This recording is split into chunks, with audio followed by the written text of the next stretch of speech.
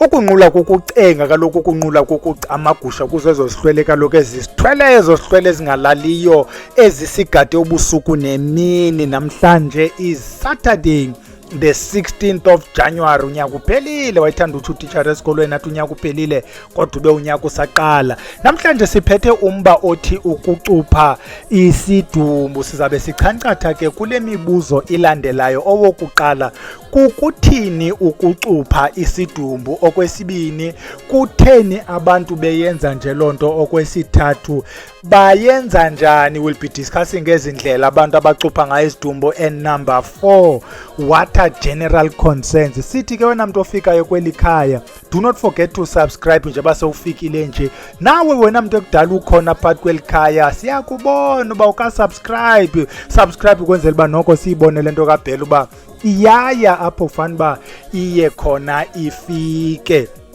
Phambi koba ke siwagawule siwarhuqe, masiqaleni ngezi-announcements zimbini. Siqale ngalena esicinga ukuba ibalulekile. We've mentioned ke phayana ku-January, not January, phaa ku-November, December, in the beginning of December, ukuthi xa sisiya emakhaya ininzi into esiyirhuqe sijike nayo xa sibuyele emisebenzini.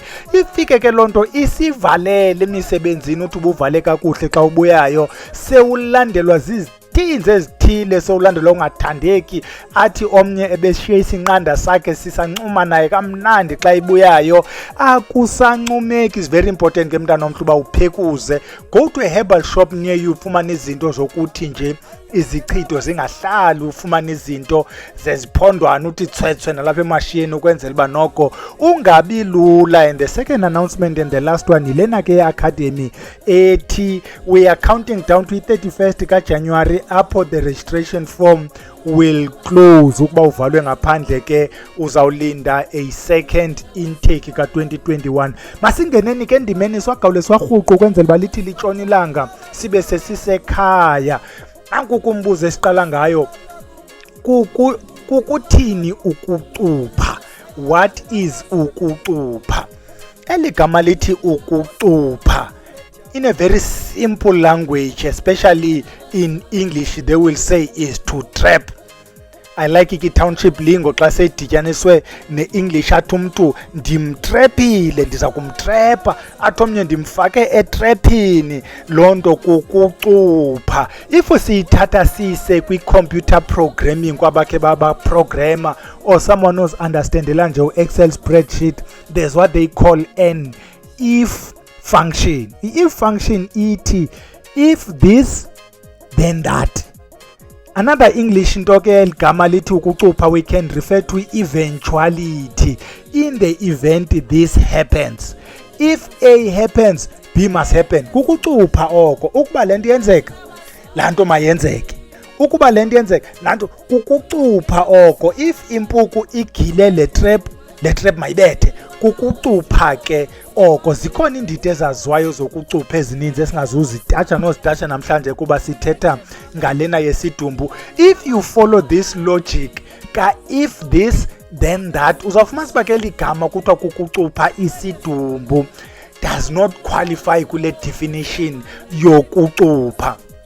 We'll get back to loo nto ke uba kutheni ingaqualify, mhlawumbi kuthathwe igama lazokoyanyaniswa, but uba uyayiva umntu othi ucupha isidumbu akathi if kwenzeka into ethile zikuthi, kuba kaloku xa kucutshwa isidumbu kuthiwe makahambe ayozilwela. Masingene ke kule nto ubana kutheni siyenza nje lento yokuthiwa kucutshwa isidumbu. The first assumption ke famba siyenze yethi eli gama lithi ukucupha liyadibana nalento siyifuna uba liyenze. It means xa kuthiwa kucupha isidumbu kuthiwa makayozilwela, it means that number 1, umntu okanye ikhaya liyayenza lento kuthiwa makucutshwe ubanibani, kuba indlela abhubhe ngayo asiyiqondi. Mhlawumbi umntu ubhubhe uvuke eswelekile, okanye le ndlela ye wabhubha ngayo abantu baqonda ukhona umkhonyovu, khona okushaya amanzi, likhona unyawo lemfene. Kuthiwa ukuba ubulewe ngabantu ngale ndlela abhubhe ngayo makahambe ayozilwela. The second and the most common ile yomntu kuthiwa uhlatyiwe, ubethiwe, ugwintiwe, kuthiwa bonke abamenzakalisileyo makahambe ayokuzilwela. Nazo ke ezo ndlela abantu abaye izizathu abantu baye bacuphe ngakhona. We'll backtrack a bit, sizawuphinde sibuyele ke kuyo le definition. Sithi before sibe nemisindo singaba bantu singabo, kwakukho into ekwakusithiwa kukucuthwa kwengcwaba. Ayikho ntsha ke into kucupha, kodwa kwakungacuthwa sidumbu, kwakucuthwa ingcwaba. Basekhona ke abantu abasayenzayo into yokucupha ingcwaba, ise-common kwimizi emininzi. Kutheni abantu bebecupha ingcwaba, okanye kutheni abantu belicupha nje ingcwaba? Niyakwazi ke bantu abahle nithi xa nje banileli khaya nje mina zanithile xa nisiya emangcwabeni nifumanise ukuba hayi mani ikhona into ibixhentsa apha, bakhona abantu bebejayiva apha, ikhona into ibisenziwa kweli ngcwaba eli lasekhaya only, not kulana asemacaleni. Balicupha ke ingcwaba ukwenzela uba kungenzeki imikhuba ekumila kunjalo. Ngelinye ixesha niyakwazi uba xa nisiya kusiyazi, usiyazi athi umama wenu okanye utata wenu, umakhulu wenu okanye utata omkhulu akaniboni, uyanikhangela, okanye kuthiwe umntwana wakho uyakukhangela, ukhangela ikhaya lakhe, kuba kaloku ngalaa mini kwakungcwatywa wasithwa, or nina nasithwa kuyo kwenzela uba anganiboni. Abantu belicupha ke ingcwaba ukulungisa izinto ezinjalo. Ngelinye ixesha kuyakwazi ukwenzeka ubana njeba sisiye emadlakeni nje sithi siyothetha nabangekhoyo, mhlawumbi lo mntu kuthethwa naye akasekho kwalapha ngokomoya, bamthathile abathathayo bayomsebenzisa. Uba uyabalandela ke abantu abasebenzisa amayeza apha kuFacebook, uzawuva apho kusithiwa khona xa ufuna ukwenza esi sigubhu sokuba sikwenzele imali, kufuneka uyovusa umntu wayekwazi ukwenza imali, usebenze naye.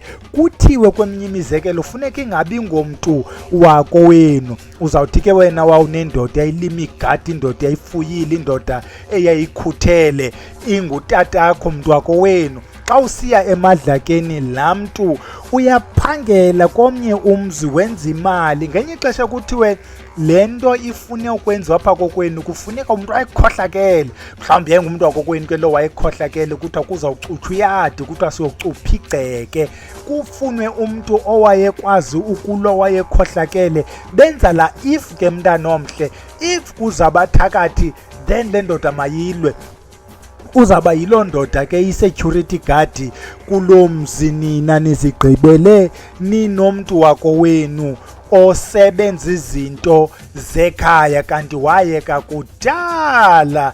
Nantsi ke eyona ivele ibe buhlungu kwezi zinto, uzawuba nomntwana wakho okanye mama wakho okanye umntu wako wenu oye wavusa azobekwa apha phakathi kwekhaya, omnye uvuswe ngeenyembezi. Nizawuba ngabo bantu ke nina phakathi kweli khaya banyembezana, bakhalayo, basezintlungwini, akho nto ilunga yapha ekhaya, kuba ngenzwali abantwana baphangeli le nto yathi kungo-upside down because kuvuswe umntu ovuswe ngeenyembezi zenu. Sometimes lo mntu uvusiwe weli khaya uphele babusithunze larha buthile apha. Xa nihamba nonke nixelelwa ngalo moya omdaka, mane kuyolandwa kubhele phaa, bhele kukho umoya omdaka, afike ubhele azobethelela egxotha inyoka.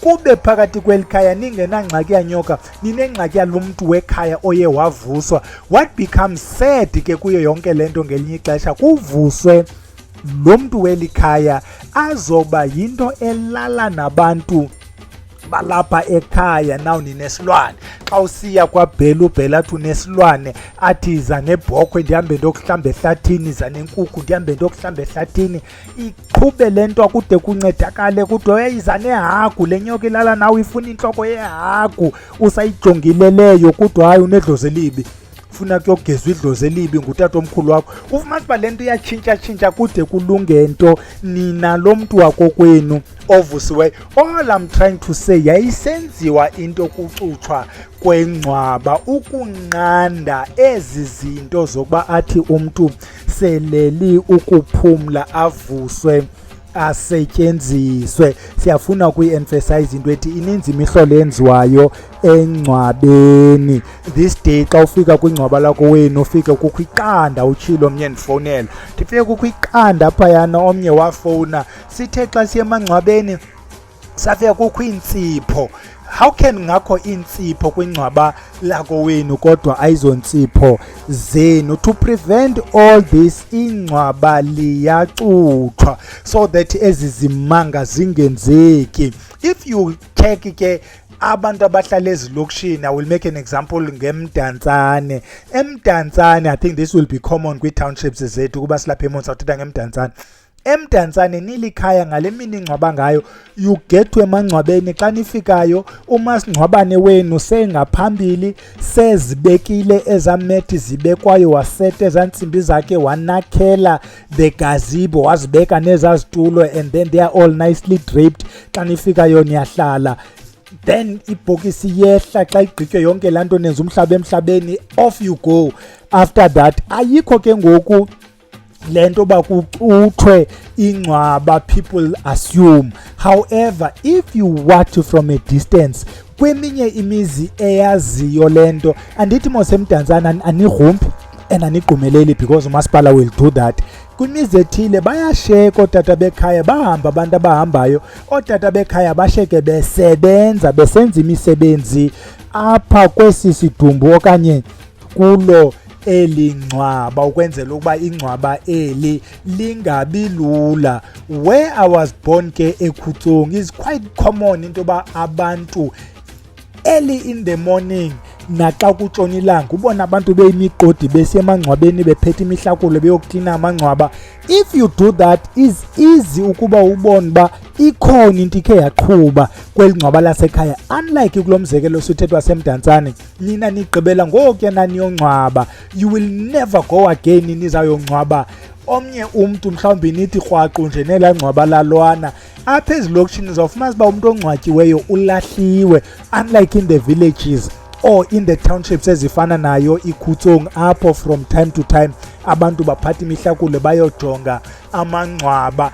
In Khutsong, after rains, because abantu bayazi amangcwaba will sink, people will go bayolungisa amangcwaba because kunethile. However, kwindawo enjengomangcobo I learned ukuba abantu once uye emangcwabeni kuthiwa funeka usile, iyenzeke ngoku lento kube difficult emangcwabeni.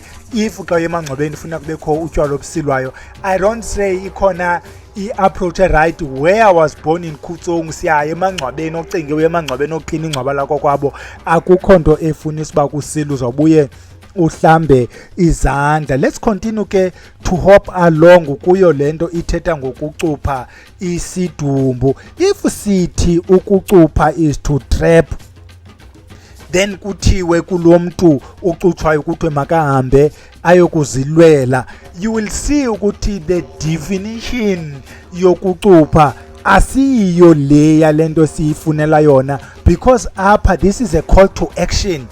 This is an instruction. Hamba uyozilwela bani kwabo bathe bakwenza lento yenzekileyo. Be that as it may, sizawuqhubeka ukuthetha ngayo lento ikukucupha isidumbu, sibuze uba yenziwa njani. One thing you need to know ke ngabantu bamayeza, they are very creative. Abantu bamayeza basebenza ngosebenza. Ayikho lento kuthiwa si-straight jacket apho wonke umuntu ungena kule jacket inje la one size fit all. Bayenza ngendlela ezininzi. We'll just mention ezi-5 ezi-common. 1, abantu isidumbu ababe nayo i-chance yokuba basihlambe bazawusihlamba ngamayeza. Kula process yokuhlamba ngalamayeza kuthethiswe sisidumbu kuthiwe into kabanibani ekuthe kwathi hamba uyozilwela. That's number 1. Number 2, abanye isidumbu esi baza kusibambisa amayeza. Sithi aboqala bazawusihlamba, abantu bazawusifumbathisa amayeza, ngawo la mayeza kuthiwe makahambe ayozilwela. Number 3, Following from unumber 2, abanye bazawusiphathisa izikhali. Hayi, uzawuphathisa umuntu amagqudu nocelemba neemnela nehamire nesarha kuthiwe kubo hamba uyozilwela unumber 4. Abanye bazakwenza into kuthiwa kufaka iyeza emanxebeni, kuthethwe ke kuba njengoba njengamanxeba naba bambuleleyo nabo mababe nje, hamba ke bani uyobagwinta ubagqibe. Omnye uzawufakwa loo mayeza angafakwa amanxebeni, uzawufakwa emlonyeni, omnye azawufakwa ekhwapheni, afakwa ke kuloo ndawo kufakeka kuyo, kuthiwe hamba uyozilwela unumber 5. Bakhona ke abazawuthi lo mntu after engcwatyiwe kube ngona kuyokwenziwa le nto kuthiwa kukucupha. Kuzawuphathwa amabhakethi ke kuyo emangcwabeni, kuthifwe ingcwaba, kuthethwe engcwabeni. Omnye uzawushiya neemela zijonge phezulu, amazembe ejonge phezulu, kuthiwe hamba uyozilwela. Abantu bamayeza ke in most instances ayingabo abayayo pha, bazawunika nini abantu bekhaya, particularly le group yabantu bamayeza abangasebenziyo ngamangcwaba. However, umntu uyayifuna le mali yakho wenu akunike ke amayeza abo basebenzayo ngamangcwaba. Zikhona icategories zabantu abanyangayo, mhlawumbi one of these days we'll talk about ezi categories zabantu abanyangayo. Bakhona bangenangxaki yo emangcwabeni bokwenza izimanga, abo ke bazawuyomnya afika bahambe brutsu josise bhayo ayatyuzisa le ndoda yenza le nto yenzayo. Omnye afike nango-12 ebusuku uzokwenza le nto apha emangcwabeni. Now what are the concerns umuntu wasemabheleni ngayo yonke le nto yokucutshwa kwesidumbu? Apha we need to know ke mntana omhle ukuthi this is not a value judgment. We are in no moral position yokuba singakhupha any judgment sithi urongo umuntu owenza loo nto. Ii-pains nee-problems zabantu azifani, imisindo yabantu ayifani. People take decisions kuba benemisindo. However, there are 4 concerns. They can be more than 4, but we've highlighted ezi 4. Unumber 1, xa umntu engcwatywa kuthiwa makayophumla. However, lona ke ngoku esimphathise izikhali asithi makayophumla, sithi makahambe ayolwa ayobulala. Unumber 2, xa lo mntu simphathise izikhali, you will realize ukuthi ufikile utata sebhayi, nguye utata sebhayi oze nala mayeza sebhayi ukuthi makunikwe lo mntu nezi zikhali kufakwe. Now after lo mntu ebagqugqisile wababulala abantu, utata sebhayi akasakwazi uphinde abekho kuyokhutshwa esasidumbu kwela ngcwaba so that kukhutshwe la mayeza. Sometimes uba kuze umayezeni ngokwakhe, nizawumbuza nina nilikhaya ukuthi okay ke Bhele, xa segqibile ke ngoku lo mntu ukubulala aba bantu, what do we do with ezi zikhali zakhe? Uzawuthi uBhele, hayi lula le nto lena, akhona amayeza azawubulala la mayeza asengcwabeni. We need to caution, awekho amayeza abulala imela nengcula ezikumntu obhubhileyo ozibanjisiweyo wathethiswa. Kaloku ngokwesintu umntu zange wangcwatywa nezikhali. Uyanixokisa lowo othi akukho need uba ezamela zithathwe, kufuneka nilombile elangcwaba nakhupha ezamela kulaa mntu, wahlanjwa laa mntu, waphinde thathwa iprocess yoba lo mntu kuthiwe uyangeniswa kubantu bakokwabo so that abe ngomnye wezihlwele zalapha ekhaya. Unumber 3, lo mntu njengokuba nimnike esi sikhali ukuba makahambe ayobulala, you will realize lena ke bantwana bahle is an experience eyaziwa ngabantu abaninzi. Lo mntu uzawuhamba ayobulala, kuzawuphele kubakho umkhokha wegazi phakathi kweli khaya. Abantwana beli khaya bazawuhlatywa ezithaveni, bazawutshayiswa ziimoto. Abanye babo bazawuba nento ebabizela ezitrongweni because kaloku ngokwasemthethweni ngathi ngoku ngabo aba bangababulali bazizikrelemnqa boyikwayo because bakhokhelwa okanye bakhathwa okanye phezu kwabo kukho laa moya wale family member iphethe izikhali. Unumber 4 and the third one, so long as lo mntu ephethe esi sikhali anikwazi umenzela nto phakathi kwekhaya. Ukuba ibindoda lapha ekhaya anikwazi umenzela into kuthiwe sikhapha ubhele. Nimkhapha njani ephethe isikhali? Nimkhapha nimsaphi because akafunwa phakathi kwezihlwele nesi sikhali sakhe. Now you have a problem yomntu oyingxaki naphakathi kwekhaya. Izihlwela sangeni because kukho lo ngqungu endlini uphethe izikhali. Iquestion ke ngoku endikuvayo ozibuza yona yethi, what do we do xa sinalo mntu wethu ubulewe kabuhlungu kangaka, lo mntu wethu ubhubhe phakathi kweemeko ezingaxolisiyo, iimeko ezikrokrisayo? Sithini? We'll go back to izinto ezaziwayo ngabantu. We have people right now abane problem yokuba at the age of 14 when I was still young ndakhupha isisu. Laa nto kakukhupha isisu is still following lo mntu. Omnye usemzini akwazi ufumana abantwana, omnye ulandelwa sesisimnyama kuthiwe makasuse esimnyama okuhamba ehlanjwa kwezi ndawo kuthiwa kukwenziwa idlozi, kanti sesasisu wasikhuphayo omnye wabulala umntu, wayibhantintela wayigqiba loo nto waphuma.